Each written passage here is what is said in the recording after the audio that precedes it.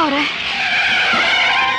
फेरे 3 पूरे हो गए, 7 पूरे हो जाएंगे तो हाथ भी पकड़ लूंगा। तुम्हारा ये सपना कभी पूरा नहीं होगा।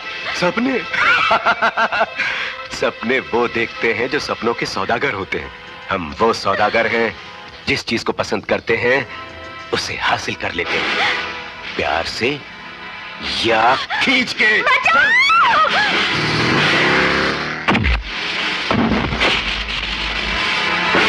तुम? हाँ, सिंह, इंस्पेक्टर रंजीत सिंह।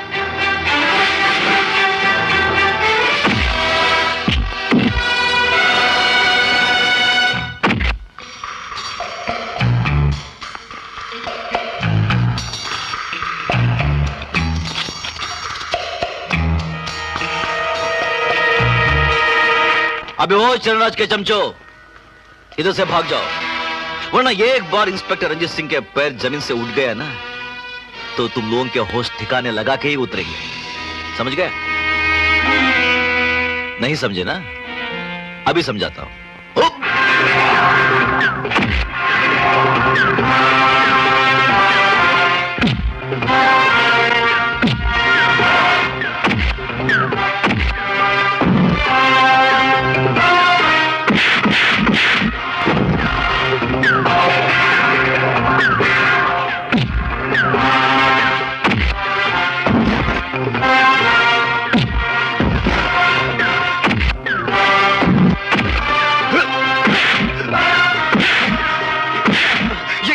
फेरे 3 पूरे हो गए और 4 बाकी है ना, वो पुलिस स्टेशन में हो जाएंगे। चल साले।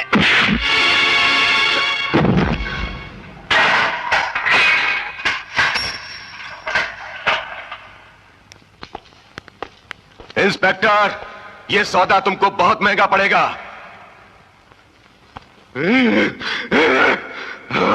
बड़े शर्म की बात है, चुल्लू पर पानी में डूब मरो। इंस्पेक्टर रंजीत सिंह की ये हिम्मत कि हमारे इलाके में हमारे बेटे को हवालात में बंद कर दिया। जाओ, किसी भी कीमत पर उसे छुड़ा कर लाओ, जाओ। नहीं, मैं चरणराज को किसी भी कीमत पर नहीं छोड़ूंगा। इंस्पेक्टर साहब, कानून हमारे और आपके जोश पर नहीं चलता। चरणराज विशंबर प्रसाद जैसे इज्जतदार नेता का एक शरीफ बेटा है। आप भी काफी शरीफ लग रहे हैं। इससे पहले कि मैं आपको भी उनके साथ बंद कर दूं, निकल जाओ यहां से। सोच लो, विशंबर प्रसाद जैसे नेता से पंगा लोगे तो ये खाकी वर्दी भी उतर जाएगी। Shut up and get out! Inspector Ranjit Singh, sir, ये क्या हंगामा हो रहा है? मैं बताता हूं साहब कि क्या हंगामा हो रहा है। इन्होंने चरणराज जैसे बेकसूर इंसान को खून के जुर्म में अंदर कर दिया है। पूछिए क्या सबूत है इनके पास। इंस्पेक्टर, कोई सबूत है तुम्हारे पास? सबूत है मेरे पास। यह खत जिसमें लिखा है 15 अक्टूबर को दिन में 9 बजे चरणराज ने रामलाल को सुखाड़िया सड़क पर जान से मार डाला। इसमें लिखा है, आप भी पढ़ लीजिए।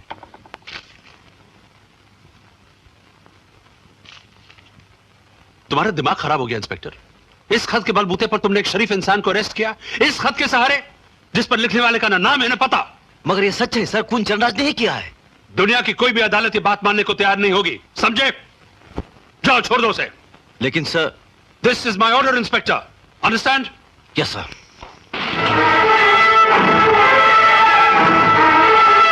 कहां जा रहे हो बेटे? उस 2 कौड़ी के इंस्पेक्टर की यह हिम्मत कि वो विशंबर प्रसाद के बेटे पर हाथ डाले। डैड, मैं इस बंदूक की सारी गोलियां उसकी छाती के आर पार कर दूंगा। नहीं बेटे, नहीं बेटे, सांप को उसके बिल से निकालकर पहले अपनी मर्जी की जगह पर लाते हैं, फिर उसे मारते हैं। और फिर इन छोटी मोटी बातों के लिए हमें गोली वोली चलाने की कोई जरूरत नहीं। अरे हमारे एक इशारे पर खून खराबा करने वालों की कमी थोड़ी है। सवाल इस वक्त इंस्पेक्टर को जान से मार डालने का नहीं है। सवाल इस वक्त इस बात का है कि उस इंस्पेक्टर को इस बात की खबर कैसे हुई कि तुमने ही रामलाल का खून किया। क्या मतलब? यह खत लिखने वाले अजनबी तुम थी? जी हाँ, उसने मेरे आंखों के सामने रामलाल का कत्ल किया था। क्या तुम अदालत में आकर यह गवाही दे सकती हो? हाँ हाँ, क्यों नहीं। चरणराज जैसे बेईमान के खिलाफ मैं इस अदालत में तो क्या, भगवान की अदालत में भी बयान दे सकती हूँ। क्या मुरलीधर की बहन नम्रता मेरे बेटे के खिलाफ खूनी होने की गवाही देगी? आप फिक्र मत करो डैड, मेरे पास एंटीसिपेटरी बेल है, मुझे कोई अरेस्ट नहीं कर सकता।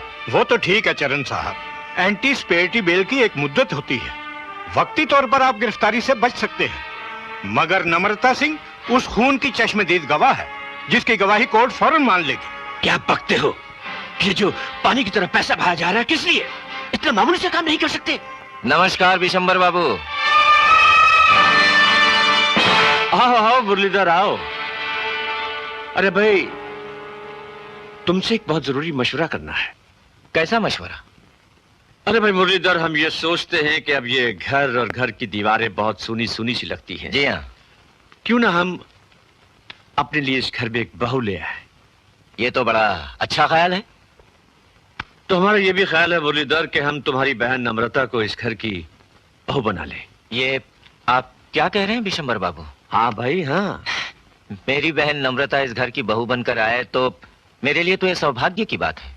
तुम्हें ये रिश्ता मंजूर है ना? बिशंबर बाबू, आप मुझे शर्मिंदा कर रहे हैं। नहीं भैया, मैं उस चरणदास से शादी हरगिज नहीं करूंगी।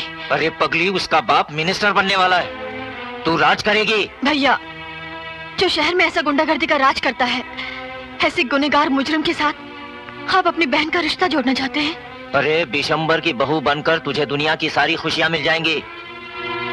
एक खूनी की पत्नी बनकर? जानती हो, इस दुनिया में सबसे ताकतवर भगवान पैसा है, पैसा। चाहे जितना बड़ा गुनाह कर लो, जुर्म कर लो, नोटों की चादर में सब कुछ ढक जाता है।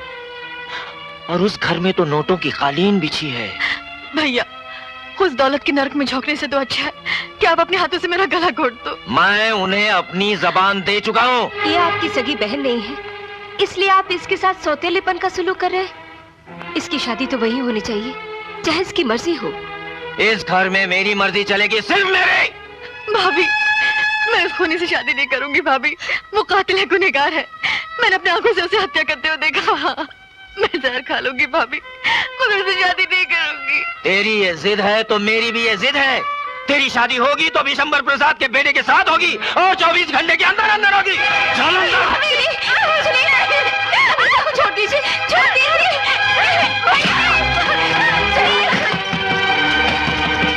पापा को छोड़ दो, पापा बुआ को छोड़ दो। खोलो मुन्नी।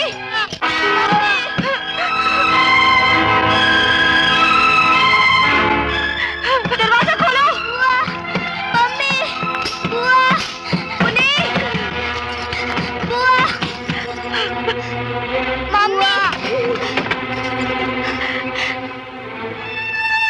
तुम्हारे भैया के आने से पहले तुम यहाँ से चली जाओ नम्रता। लेकिन एक ऐसी जगह जहाँ तुम्हारी पूरी हिफाजत हो सके, जाओ। मगर तू ठीक वक्त पे पहुंच जाना बेटा। आप फिक्र मत करो बाबा, मैं पहुंच जाऊंगा। रंजीत, क्या बात है? मैं 2 मिनट तुमसे अकेले में बात करना चाहती हूँ। क्या बात है नम्रता? बहुत परेशान लग रही हो। हाँ बोलो, क्या बात है?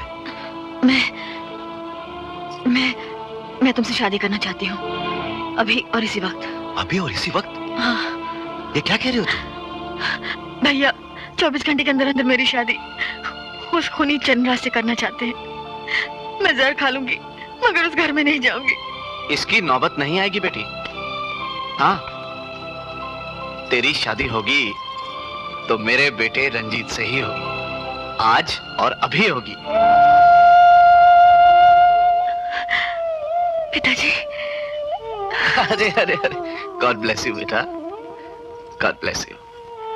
शादी का मामला है, मेरा ख्याल है आप अपने बेटे से तो एक बार पूछ लेती हैं। अरे उसमें पूछना क्या है, बेटा तो मेरा है। सुनिए, वो 3 लाख दहेज के तो पक्के हैं ना? अजी 3 लाख क्या, हम 4 लाख देने को तैयार हैं। वो तो हमने अपनी बेटी के नाम पे रख ही दिए हैं। 4 लाख? हाँ। ये हुई ना बात, फिर तो शादी पक्की समझिए। जी अच्छा अच्छा। हाँ। मुहूर्त जल्दी निकलवाइएगा। हाँ। नमस्ते। नमस्ते। नमस्कार। क्या बात है भाग्यवान, किसकी शादी की बात हो रही थी? और किसकी?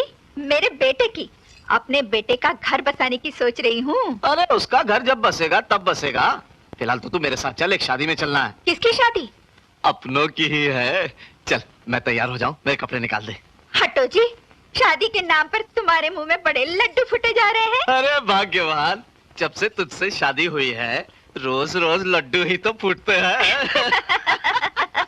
मैं कपड़े निकालती हूँ। क्या बात है मेजर साहब, चट मंगनी पट शादी, ऐसे अचानक? अरे फौजियों की जिंदगी में हर काम अचानक ही होता है। जंग भी अचानक और अमन भी अचानक। क्या बात है भाई, वाह। बहुत अच्छे। बधाई हो भाभी जी।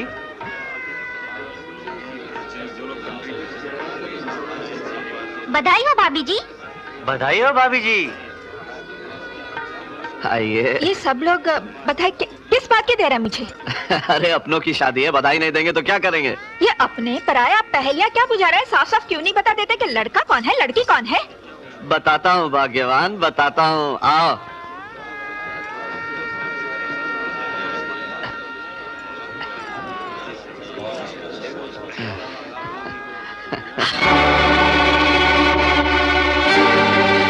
क्या?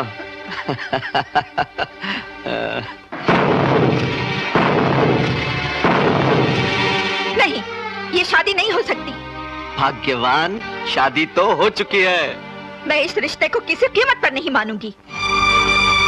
क्यों? लड़की के बाप ने दहेज नहीं दिया इसलिए? देखिए जी, मैं इस गरीब मास्टरनी को अपने घर की बहू स्वीकार नहीं कर सकती। 7 फेरों के बाद मैं भी तुझे 30 साल से स्वीकार और बर्दाश्त कर रहा हूँ। क्या? अब ये गुस्सा छोड़ दो, क्योंकि 7 फेरों के बाद दुनिया की कोई ताकत पति पत्नी को अलग नहीं कर सकती। नहीं, कभी नहीं।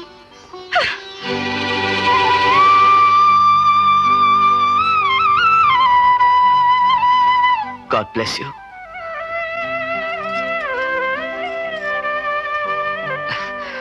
खुश रहो।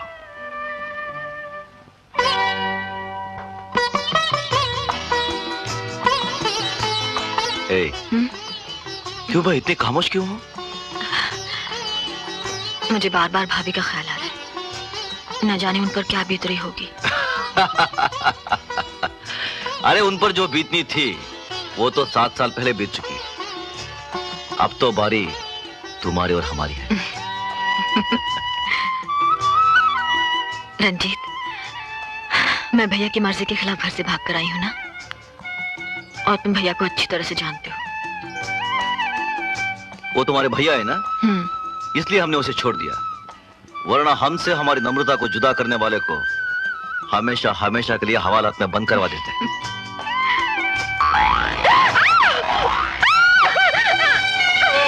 अरे वाह, ये हुई ना मोहब्बत वाली बात। तुम काम क्यों रही हो? कॉकरोच।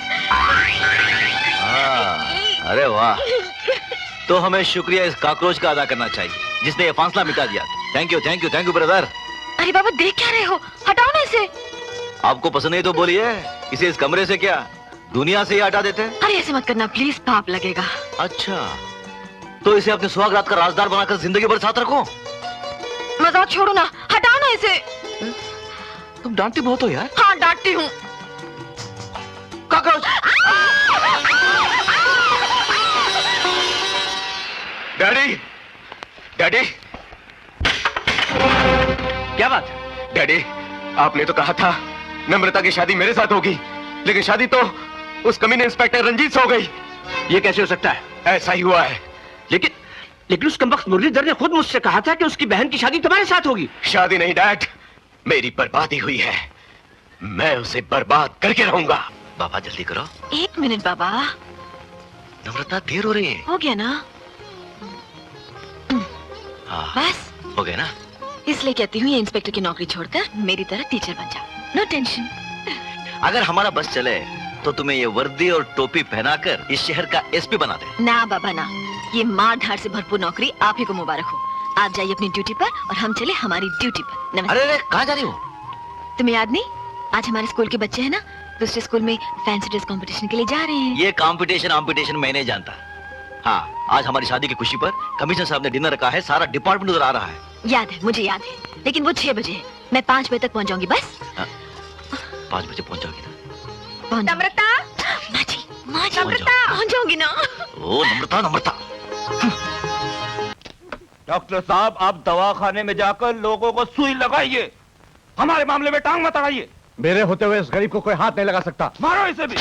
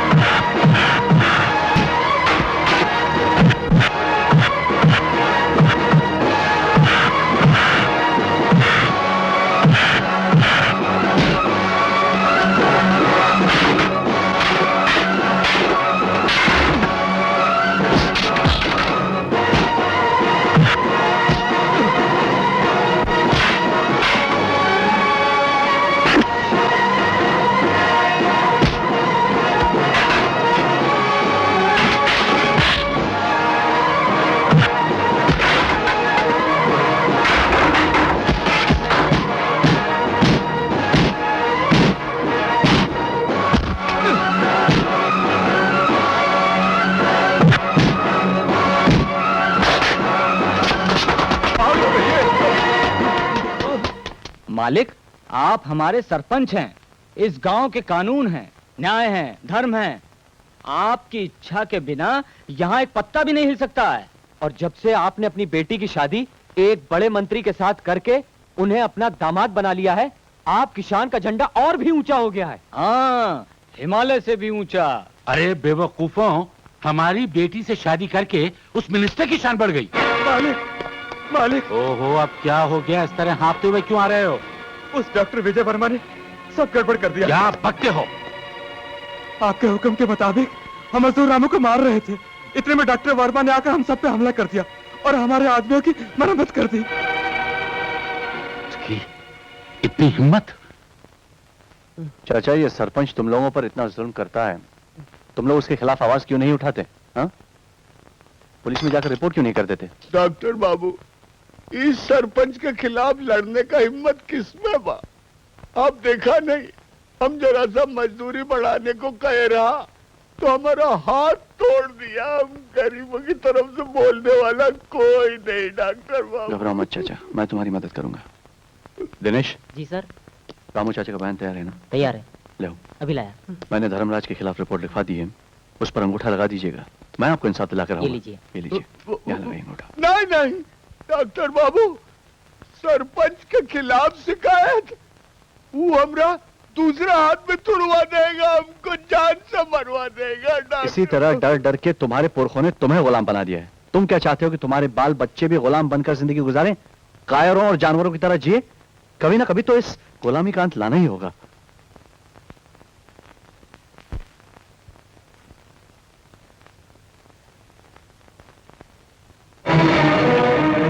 बहुत अच्छे।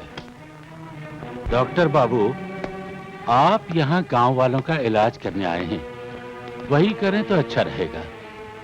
इस गांव वालों की सबसे बड़ी बीमारी है डर, और मैं उसी बीमारी का इलाज कर रहा हूँ। कागज पर अंगूठा लगवा के, इन्हें मेरे खिलाफ भड़का के?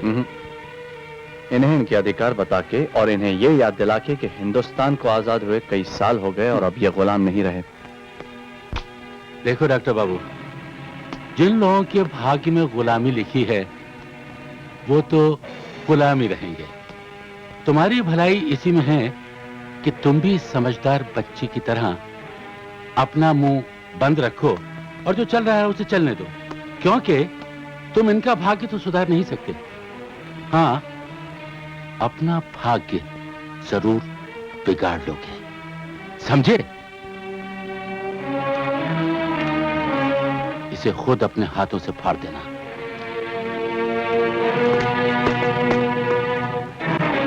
दिनेश। जी सर। ये ले जाकर शहर के पुलिस स्टेशन में दे दो। लेकिन वो सरपंच साहब ने... जैसा मैं कहता हूँ ऐसा करो। ठीक है। मेरा तो दिल बहुत घबरा रहा है। सरपंच यहाँ के सबसे ताकतवर आदमी हैं और सबसे खतरनाक भी। उनसे दुश्मनी करके नुकसान हमारा ही होगा। तो तुम क्या चाहती हो कि मैं उसके अत्याचारों को देखकर भी चुप रहूं? गरीबों पर जो जुल्म हो रहे हैं उन्हें होने दूं? देखो, हम यहाँ गरीबों का इलाज करने आए हैं। यहाँ की राजनीति से हमें क्या मतलब? यही तो हमारे देश की बदकिस्मती है। भले बाजार में सबके सामने एक इंसान दूसरे इंसान का खून कर देता है और हम कहते हैं कि इससे हमें क्या मतलब? एक गुंडा किसी की माँ, किसी की बेटी, किसी की बहन, किसी की पत्नी को उठाकर ले जाता है और बलात्कार करता है और हम कहते हैं कि इससे हमें क्या मतलब? मतलब है, क्योंकि ये देश हमारा है, ये समाज हमारा है और इस समाज को बिगाड़ने वाले गुंडे और बदमाश ही नहीं बल्कि वो शरीफ इंसान भी है जो सब देखकर चुप खड़े रहते हैं और कहते हैं कि इससे हमें क्या मतलब। लेकिन आप तो जानते हैं, सारा गांव सरपंच से डरता है। कोई आपका साथ नहीं देगा। आप अकेले क्या कर सकते हैं? मैं बहुत कुछ कर सकता हूँ आरती। एक छोटी सी चिंगारी बहुत बड़ी आग फैला सकती है। जब एक आदमी हिम्मत करता है ना, तो उसके साथ 10 आदमी और हिम्मत करते हैं, 10 से 100, 100 से 1000। इन जुल्म और अत्याचारों के खिलाफ मैं आवाज उठाऊंगा और अगर जरूरत पड़ी तो ये आवाज मैं प्रधानमंत्री तक पहुंचाऊंगा, जिन्हें गांव की खुशहाली और तरक्की में बहुत दिलचस्पी है। एक न एक दिन मैं सरपंच की तानाशाही को खत्म करके रहूंगा। अच्छा, चोटी के भी पर निकल आए। बच्चू प्रधानमंत्री तक पहुंचेगा? हाँ मालिक, हमारे गांव के लोग कितने फर्माबरदार हैं, कितना डरते हैं आपसे। आपकी तरफ आंख उठाकर देखने की जरूरत भी नहीं कर सकता कोई। मगर ये डॉक्टर का बच्चा लगता है गांव वालों के भेजे में अकल भरकर उनको हमारे खिलाफ भड़का देगा। अगर ऐसा हुआ तो हमारा तो इस गांव में रहना मुश्किल हो जाएगा मालिक। मुनीम जी। जी मालिक। इस गांव में हमारे सिवाय कोई दूसरा अक्लमंद नहीं रहना चाहिए। सुनिए। जी मालिक।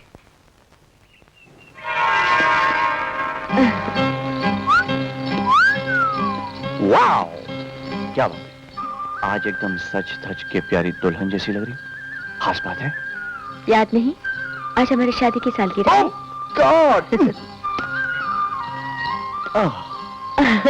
आज का दिन मुबारक। बोलो क्या चाहिए? बस सिर्फ आशीर्वाद दो कि मैं सारा जीवन तुम्हारी सेवा करती रहूं। अरे ऐसा घिसा पिटा पुराने किस्म का आशीर्वाद नहीं दूंगा। दूंगा तो एकदम लेटेस्ट आशीर्वाद दूंगा।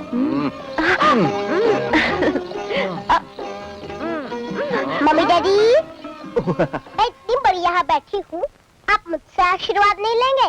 इधर आइए। अब भी आए बेटे। दादी माँ, आशीर्वाद दो। ये सब तो पुरानी स्टाइल का आशीर्वाद है। मैं भी आपको नई स्टाइल का आशीर्वाद दूंगी। I love you, my darling.